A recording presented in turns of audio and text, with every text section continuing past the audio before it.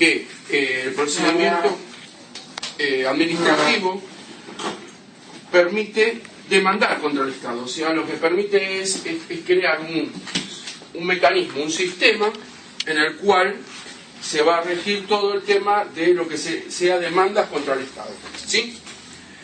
Y bueno, parte de una desigualdad natural que el Estado tiene muchas más potestades que un individuo. Y lo que trata de hacer la ley de procedimientos administrativos es tratar de equiparar esas desigualdades. En síntesis es eso. Tenemos que dispone las distintas técnicas para que los determinados individuos puedan ejercer sus defensas, que es lo que les dice, ¿sí? Después tenemos que debe existir un equilibrio entre las relaciones, como les decía yo antes, de la administración pública con el administrativo. Y nace como consecuencia de todo lo que hablábamos antes, principios de legalidad, garantías constitucionales y todo eso, ¿sí? Volvemos nuevamente, hacemos un pequeño repaso. Acá lo van a ver nuevamente, el tema de las garantías sustantivas. Acá lo dividen en dos formas, en garantías sustantivas y objetivas, ¿sí? Unas porque están dentro del código de la ley de procedimientos administrativos y otras que no están, ¿sí? Las que no están las llaman sustantivas, ¿sí? La diferencia es que unas están directamente en la ley y otras las toma como consecuencia de lo que yo les hablaba de que todo tiene que ir por analogía a las otras leyes, ¿sí? Estas son las que emanan de la Constitución Nacional, ¿sí? Que es lo que hemos visto nosotros, el principio de igualdad, 16, ¿sí? Que se esencia toda la justicia, como habíamos hablado anteriormente, que la igualdad no es absoluta, sino es relativa, y que si tender a lograr esa igualdad, en ciertos momentos se puede transformar en desigual, ¿sí?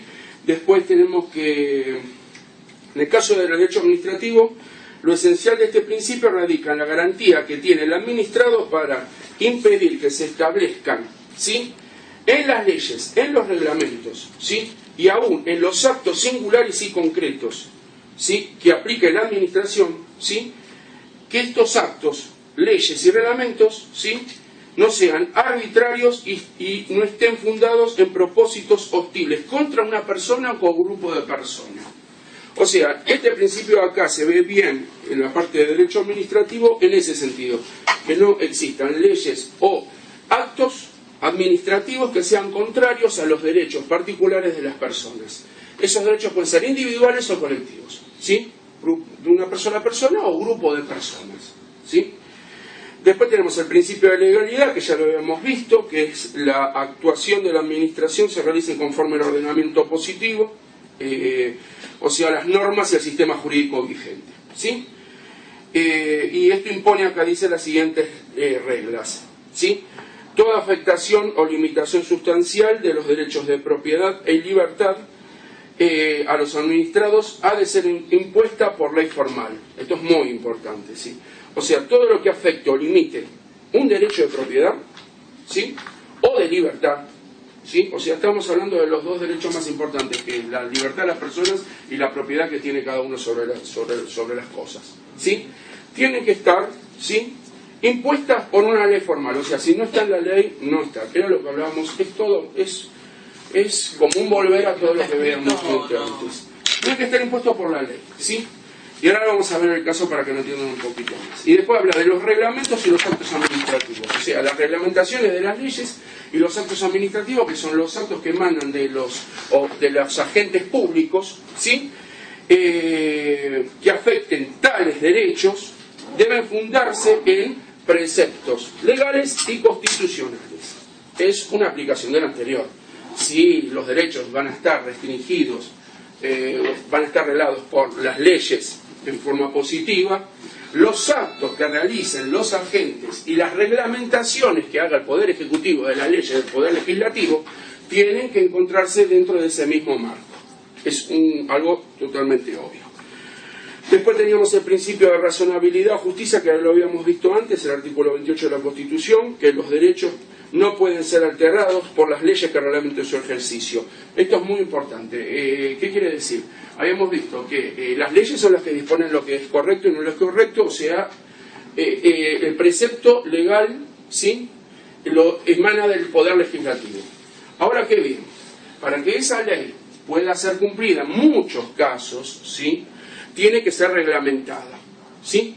Entonces, la reglamentación por Constitución no puede ser contraria a lo que dice la ley, es más que obvio, pero bueno, no siempre es así. Si no, no existirían todos los planteos de inconstitucionalidad que surgen, que pueden ser de decretos o de leyes. El Poder Legislativo puede dictar una ley, bueno, más palpable lo vimos últimamente. Claro. El Poder Legislativo puede dictar una ley porque es la voluntad del pueblo, sus representantes, todo lo que quieran, pero si eso es contrario a ciertos principios básicos que están admitidos en la Constitución, la ley va a caer. ¿Y quiénes son los encargados? Esto es más general, yo quiero para que lo entiendan más esto, ¿sí? ¿Quiénes son los encargados de cumplir con el famoso control de constitucionalidad? Son los jueces y en última condición la Corte Suprema de Justicia, ¿sí? Que es la que interpreta las leyes. Y toda ley que sea contraria a la Constitución Nacional o a un principio constitucional cae por más que haya sido votada por unanimidad. ¿Y el poder de la magistratura, sí, qué papel cuenta? No sé. No, eso es un órgano independiente, es un órgano que está formado por parte política y parte judicial, pero son distintos representantes ¿cómo te puedo explicar? Son distintos representantes de los distintos ámbitos del derecho.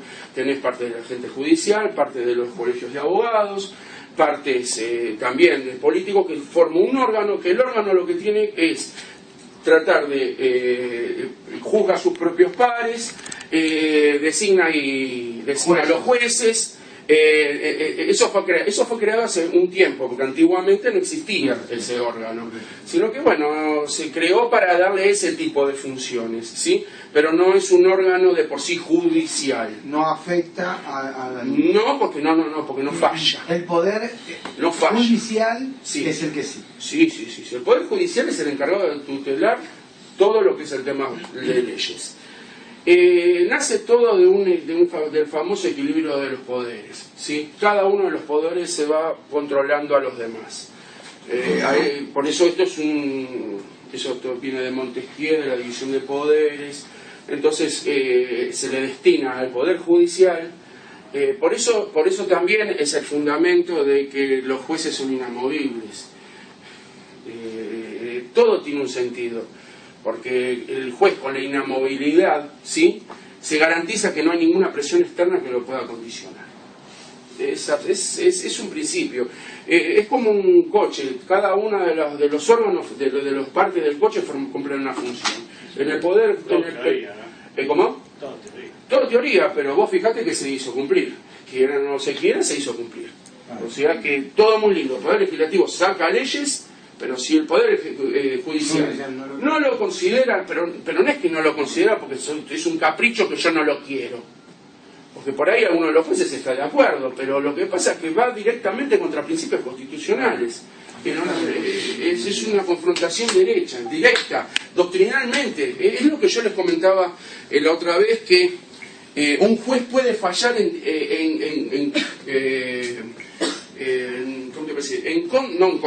un juez puede fallar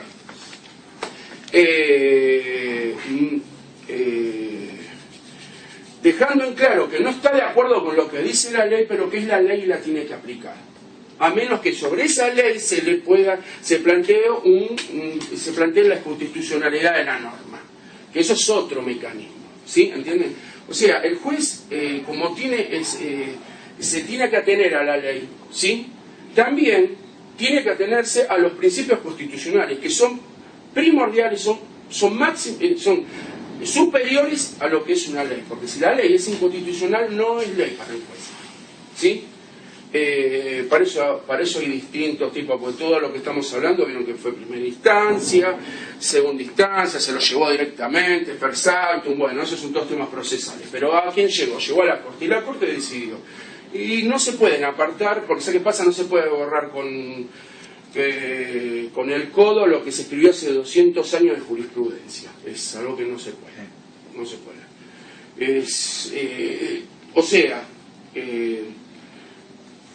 En Estados Unidos nosotros siempre estudiamos un famoso caso que se llama un leading case, un caso guía que se llama. Bueno, eso es jurisprudencia. La jurisprudencia va con los casos sentando precedentes.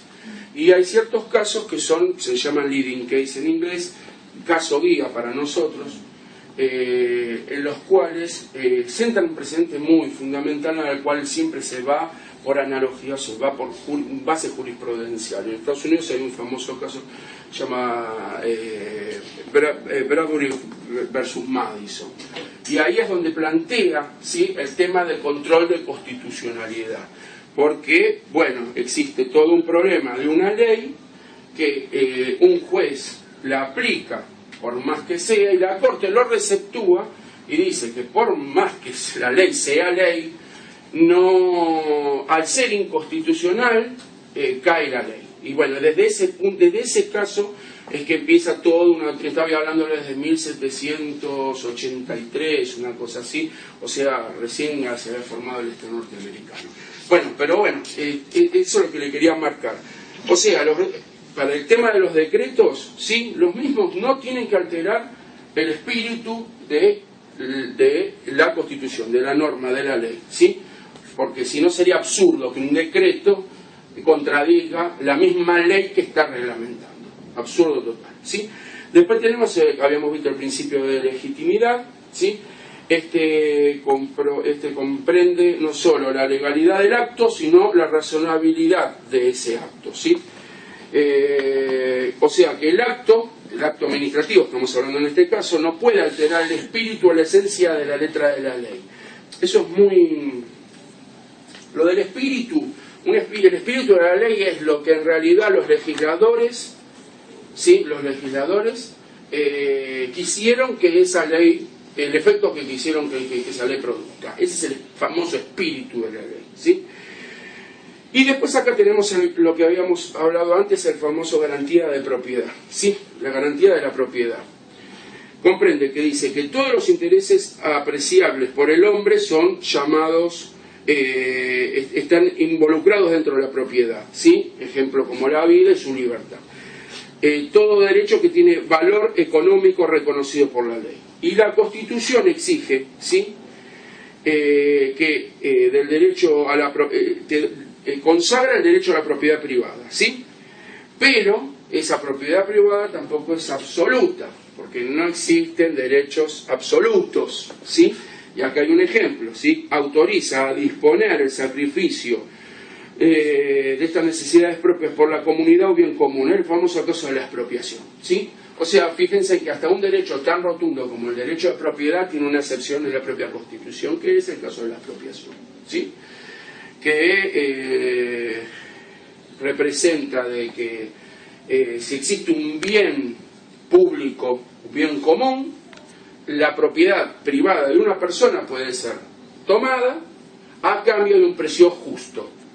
Después empezaremos a valorar lo que es el precio justo, y todo es discutible también, porque lo que no se puede discutir es la medida, porque se puede discutir si es de bien común o público, si lo que me pagan es lo correcto, pero bueno, son bastantes cosas, pero ese es el principio. Como la casa de Barrera, que claro, la expropiaron, sí, la expropió, un museo, sí. Después discutiremos qué es, porque se han visto casos de expropiese, por eso, depende y ahí va a ser siempre, lo que yo les digo, siempre todo se lleva a nivel judicial. Y el Poder Judicial se que en última va a resolver cómo vamos a aplicar esto. Entonces ellos dirán, ¿está bien la expropiación? No está bien la expropiación. ¿Por qué? Porque sí, porque el motivo, si fue justo lo que se pagó, lo que no se pagó, pero ustedes fíjense que siempre vamos a caer en la revisión judicial. Todas las autopistas en capital. También, sí, todas las expropiaciones. Todas se expropiaron. Lo de Todas. San Lorenzo también creo que había. Sí, hubo problemas ahí también. Sí, lo de San Lorenzo sí, claro, porque no había... Bueno, hay un problema. Sí, pero hay un problema porque lo que se argumentó en su momento era que se iba a expropiar, hasta lo que yo conozco, que se expropiaba para abrir esa calle, abrir las dos calles que había ahí y hacer viviendas. Y bueno, no fue así. Ahí viene el problema. El problema viene por ahí. El problema viene por ahí, porque sinceramente no se cumplió el objetivo por el cual se había expropiado la propiedad, ¿viste? Entonces, creo que nace de ahí el derecho de San Lorenzo.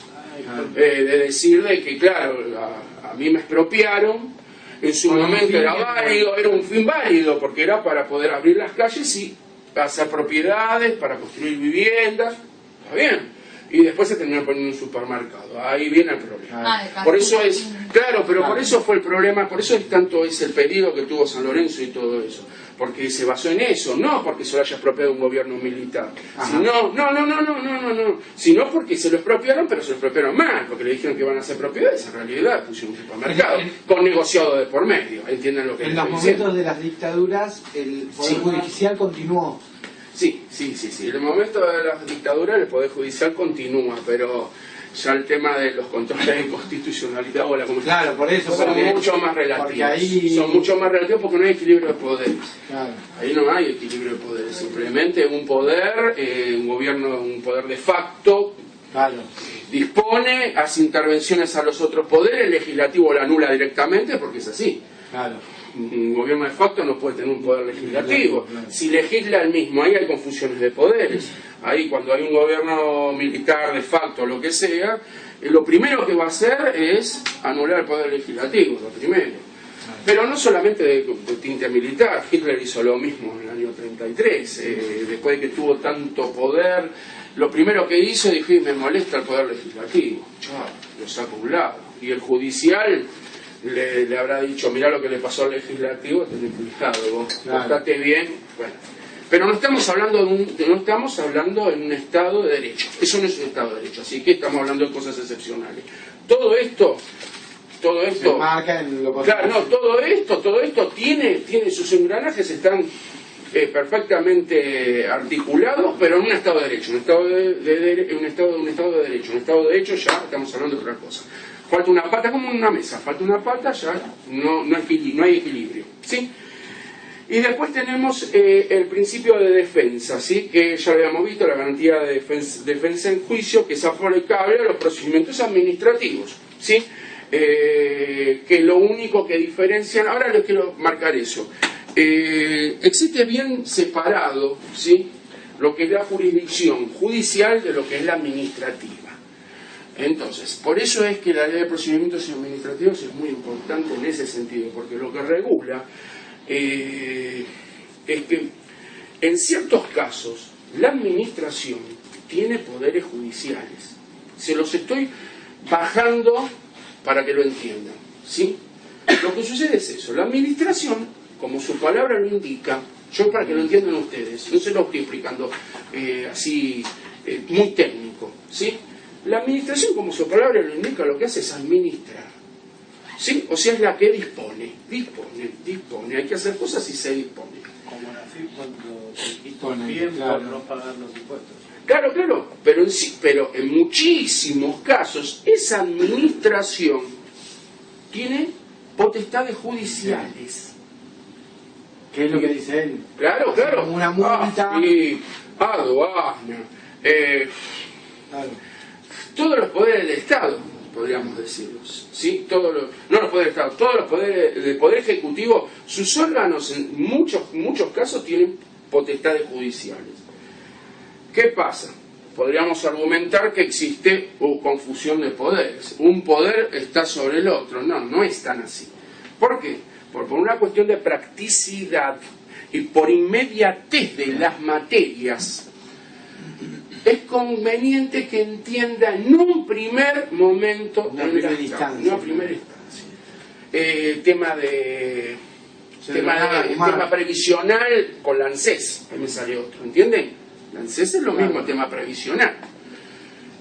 Antiguamente, pero todavía porque en su momento AFIP no tenía la recaudación. Originariamente ANSES era el que era ente recaudador también. Les estoy hablando hace como 40 años atrás. Yo trabajé 5 años en ANSES por eso. Y mi viejo trabajó 40 años en la caja de autónomos. Así que manejo un poco cómo era todo el tema. Antes recaudaciones de previsionales. Déjame pausa, ¿sí? Un minuto.